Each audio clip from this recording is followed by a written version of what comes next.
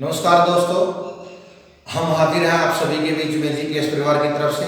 बहुत दिनों से बच्चों की डिमांड आ रही थी कि 9th क्लास के किसी भी चैप्टर की वीडियो नहीं बनी है, तो आइए हम आज आप सभी के बीच में हाजिर हैं। 9th क्लास का एक चैप्टर जो सभी क्लासेज के लिए कॉमन है, 9th के लिए तो जरूरी है ही। अगर 9th के बच्चों का ये बेस क्लियर करना है, 10th में अच्छे मार्क्स लेने हैं, तो इसलिए चैप्टर है जो अच्छे से पढ़ना जरूरी है। तो चैप्टर का नाम है स्ट्रक्चर ऑफ एटम, परमाणु की संरचना। तो सबसे पहले हम, जैसा आप सभी को पता ही है मेरे बारे में, कि हम पहले नाम को अच्छे से डिस्कस करते हैं। तो हमने यहाँ पर पढ़ना है क्या है, परमाणु की संरचना, कि परमाणु के अंदर क्या होता है, परमाणु कैसे बना, किससे बना, क्या क्या उसके अंदर होता है, तो वो सभी हमें जानना है, स्ट्रक्चर के बारे में जानना है। तो वैसे आप सभी को एक बेसिक सी चीज पता है कि पूरे संसार में जो चीजें हैं वो सारी की सारी चीजों को हम बोलते हैं मैटर। मैटर मीन पदार्थ। और पदार्थ क्या होता है, कोई भी ऐसी वस्तु जो स्थान घेरे और जिसका द्रव्यमान हो, means matter occupy space and have मास। और जो पदार्थ है वो किससे मिलकर बने होते हैं, तत्व से, एलिमेंट से। और तत्व की सबसे छोटी इकाई क्या होती है, परमाणु। तो आज हम उस तत्व की सबसे छोटी इकाई परमाणु के बारे में ही पढ़ने जा रहे हैं। तो परमाणु में सबसे पहले हम परमाणु की संरचना बारे में आपको बताते हैं। परमाणु के अंदर सबसे पहले सेंटर में एक चीज होती है जिसको हम बोलते हैं न्यूक्लियस, नाभिक। नाभिक बोलते हैं।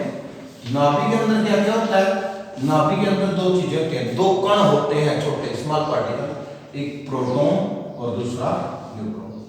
अब सबसे पहली बात है जो बच्चों को डाउट आता है यहाँ पर, कि जब हम दर्शाते हैं तो हम एक प्रोटॉन दर्शाते हैं, एक न्यूट्रॉन दर्शाते हैं।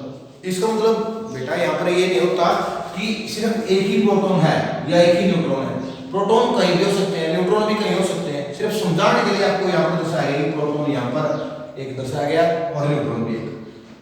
अब देखिए सबसे पहले प्रोटॉन के अंदर क्या होता है, पी, उसका सिंबल भी क्या है, पी, और उसके ऊपर भी क्या होता है, पॉजिटिव चार्ज। तो यहाँ पर याद करने की तरीक होगी, P मीन प्रोटॉन और P मीन पॉजिटिव चार्ज। उसके बाद N मीन न्यूट्रॉन, और न्यूट्रॉन और न्यूट्रल। न्यूट्रल का मतलब क्या होता है, उदासीन, जिसके ऊपर कोई भी आवेश ना हो। तो इसलिए न्यूट्रॉन के ऊपर कोई भी आवेश नहीं होता, कोई भी चार्ज नहीं होता। तो इसको अच्छे से पढ़ना पहले कि नाभिक के अंदर दो कण होते हैं, कौन कौन से, प्रोटॉन और न्यूट्रॉन। बाहर क्या होते हैं, कक्ष, सेल बोलते हैं इनको, कक्ष बोलते हैं, सेल्स बहुत सारे होते हैं, कक्ष होते हैं बहुत सारे। सबसे पहला कक्ष क्या होता है, के, फिर उसके बाद क्या होता है, एल, एम और एन। ये कक्ष क्या है, जैसे आपने देखा रूम को भी हम कक्ष बोलते हैं। कक्ष क्या होता है, जहां पर कोई रहता है। तो यहाँ पर कौन रहते हैं, यहाँ पर वो स्मॉल पार्टिकल होते हैं जिनको बोलते हैं इलेक्ट्रॉन्स, ई सिंबल होता है।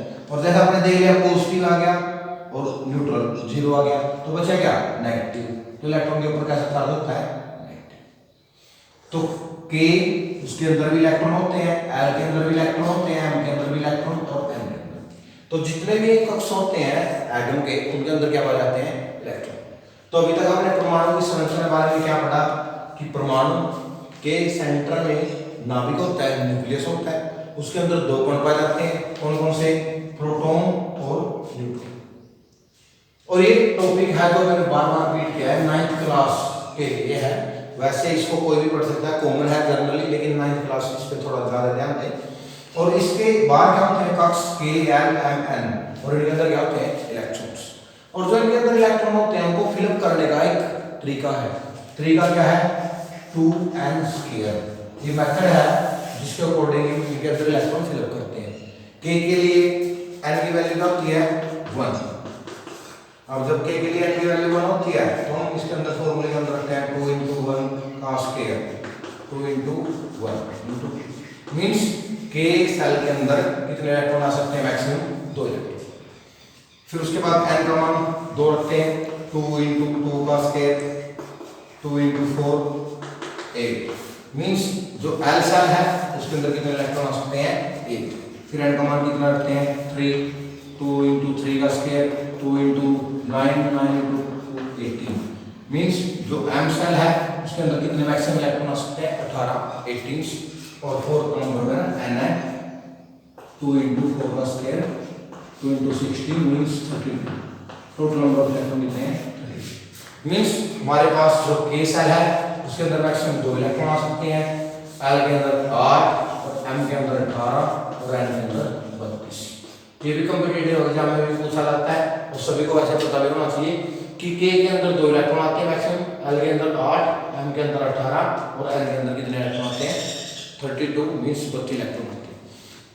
तो अभी तक हमने जैसे बेसिकली पढ़ते हुए हमने पाया कि एटम के अंदर 3 पार्टिकल होते हैं 2 पार्टिकल कहाँ पाए जाते हैं 2 कण कहाँ पाए जाते हैं नाभिक में नाभिक के अंदर प्रोटॉन और न्यूट्रॉन पाए जाते हैं और बाहर क्या पाए जाते हैं इलेक्ट्रॉन्स जो किसके अंदर फिलअप किए जाते हैं सेल के अंदर। उसके बाद हमने पढ़ेंगे कि जो ये सेल होते हैं इनको फिलअप करने का जो फॉर्मूला है 2n², उसके अकॉर्डिंग हम इनके अंदर फिलअप करते हैं। पहले एटम के बारे में थोड़ी और बेसिक जानकारी जो इंफॉर्मेशन हम पढ़ते हैं। क्या पहले कि जो एटम है उसको रिप्रेजेंट करने के लिए हम एटॉमिक नंबर, जैसे बच्चों के लिए क्लासरूम में रोल नंबर होते हैं, इसी प्रकार एटम के एटॉमिक नंबर मींस परमाणु संख्या होती है और इस संख्या को हम Z के द्वारा डिनोट करते हैं। Z mean atomic number. और एटॉमिक नंबर की खास बात क्या है कि जितना भी एटॉमिक नंबर होता है उतने ही नंबर ऑफ प्रोटॉन होते हैं और उतने ही क्या होते हैं नंबर ऑफ इलेक्ट्रॉन्स होते हैं। अब इसके पीछे भी रीजन है बच्चों, क्या रीजन है कि ताकि जो चार्ज है वो पूरा मेंटेन रह सके। जितना प्लस होता है एटम के अंदर उतना ही इसके अंदर क्या होता है माइनस। प्लस और माइनस एक दूसरे को बैलेंस करके रखते हैं, इसलिए एटम क्या होता है न्यूट्रल उदासीन होता है। तो इसलिए दोनों बराबर होते हैं। कौन कौन? नंबर ऑफ प्रोटॉन और नंबर ऑफ इलेक्ट्रॉन। उसके बाद एक एटम के लिए एक और होता है atomic mass. Atomic mass mean परमाणु द्रव्यमान।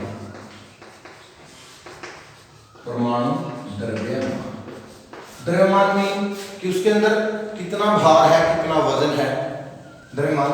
तो जो हम देखते हैं कि जो एटम का जो 99.9 जो मास होता है वो क्या कहाँ होता है न्यूक्लियस में, नाभिक में होता है। तो नाभिक में होता है, नाभिक में मोस्टली कौन कौन से पार्टिकल होते हैं? प्रोटॉन और न्यूट्रॉन। कौन से पार्टिकल होते हैं? प्रोटॉन और न्यूट्रॉन। इसलिए जो एटॉमिक मास है उसको हम A से रिप्रेजेंट करते हुए प्रोटॉन और न्यूट्रॉन को सम अप करते हैं। मींस जितने प्रोटॉन है और जितने न्यूट्रॉन है उन दोनों को जोड़ते हैं। कंफ्यूज नहीं होना, ये जो यहाँ पर पॉजिटिव है ये प्रोटॉन का चार्ज है और जो ये पॉजिटिव है इनको जोड़ने के लिए यूज किया गया है। ये न्यूट्रॉन का सिंबल है। तो A क्या होता है? प्रोटॉन प्लस न्यूट्रॉन और Z क्या है? Atomic number. तो इसको एक बार अच्छी से पढ़ लें क्योंकि इसके बारे में हमने अभी आगे बहुत अच्छे से जानना, जो एक बार दोबारा से देख लें। एटॉमिक नंबर को Z से डिनोट करते हैं। Z क्या होता है? Atomic number, number of proton equal to number of electron. Means दोनों चीजें बराबर होती हैं, प्रोटॉन की संख्या भी और इलेक्ट्रॉन की संख्या भी। और एटॉमिक मास परमाणु द्रव्यमान किस किस का होता है? प्रोटॉन और न्यूट्रॉन का।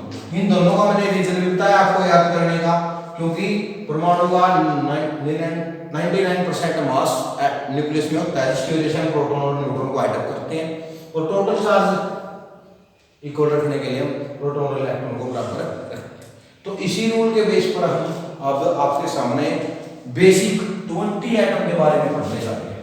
तो सबसे पहले हम 20 एलिमेंट्स को याद करेंगे, एटम को याद करेंगे। सबसे पहले हम लिखेंगे Z के बाद हम पहले से वो सिंबल लिखते हैं, पहले सिंबल लिखेंगे मींस उसको किसके द्वारा डिनोट किया जाता है। उसके बाद Z एटॉमिक नंबर परमाणु संख्या, उसके बाद प्रोटॉन नंबर ऑफ प्रोटॉन, उसके बाद number of electron, number of neutron और A एटॉमिक मास। अगर आपको ये सारा टोटली एक बार में ही कवर करना है तो इसको थोड़ा और हम अगर थोड़ा बड़ा बना लेते हैं ताकि हम पहली बार में एक ही बार में हम इसको पूरे को कवर कर पाए। Symbol atomic number, number of proton, number of electron, number of neutron, atomic mass और फिर सेल के अंदर K-L-M-N के अंदर इलेक्ट्रॉन फिलअप करने हैं। तो यहाँ पर याद रखने के लिए हम देख पाते हैं एक कक्षा है, सेल है, जिसके अंदर इलेक्ट्रॉन फिलअप करने और ये सिंबल है। तो सबसे पहले आपको पता भी होगा और नहीं पता होगा, आपको बुक में मिल जाएंगे 20 के बेस आपको याद करना है। सबसे पहला है हाइड्रोजन। हाइड्रोजन का सिंबल क्या है? जैसा नाम से पता लग रहा है हाइड्रोजन, तो हाइड्रोजन में क्या आती है पहले H। एक रूल याद रखना है, जब भी किसी चीज का सिंबल लिखा गया तो उसका पहला जो अक्षर है वो आपको कैपिटल लिखना है और सेकंड स्मॉल। तो हाइड्रोजन, उसकी परमाणु संख्या 1, एटॉमिक नंबर 1 आपको बताया गया है। मैं एक बार फिर रिपीट कर देता हूं, जितना एटॉमिक नंबर है उतने ही प्रोटॉन, उतने ही इलेक्ट्रॉन और न्यूट्रॉन आपको याद रखना है। न्यूट्रॉन होते हैं इसमें 0। ये कंपटीशन में आता है बहुत बार। हाइड्रोजन ही अकेला एक ऐसा एटम है, एक ऐसा तत्व है जिसके अंदर एक भी न्यूट्रॉन नहीं होता, बाकी सभी के अंदर न्यूट्रॉन होते हैं। तो प्रोटॉन प्लस न्यूट्रॉन, इन दोनों जोड़ेंगे 1 + 0 1। अब दोबारा से फिर एक बार रिपीट कर देता हूं कि कक्षा के अंदर क्या बनते हैं इलेक्ट्रॉन। हमारे पास इलेक्ट्रॉन कितने हैं? 1। तो यहां पर कितने आ गए? 1। जब है 1 तो बनेंगे 1 ही, तो बाकी सभी खाली।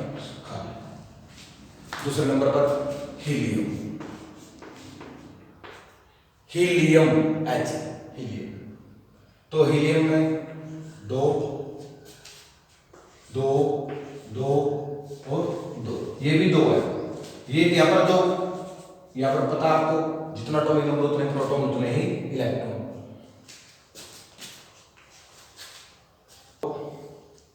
2 + 2 4। अब हमारे पास इलेक्ट्रॉन कितने हैं? 2। तो यहाँ पर कितने पर दिए? 2। उसके बाद थर्ड है लिथियम Li 3 3 3 4। अब इलेक्ट्रॉन कितने हैं? 3, लेकिन उनका k में कितने आ सकते हैं? 2। तो 3 में से 2 तो यहाँ पर हमने पहले इनका इसका 4 3 7, 3 में से 2 तो यहाँ पर दिए और एक बच गया तो एक आगे। उसी प्रकार बेरिलियम 4 4 4 5 9। अब यहाँ पर इलेक्ट्रॉन कितने हैं? 4, तो 2 2। उसके बाद boron, carbon, nitrogen, oxygen, fluorine और नियोन। टोटल हम पहले 10 का। बोरोन 5 6, उसके बाद 7 8 9 और 10।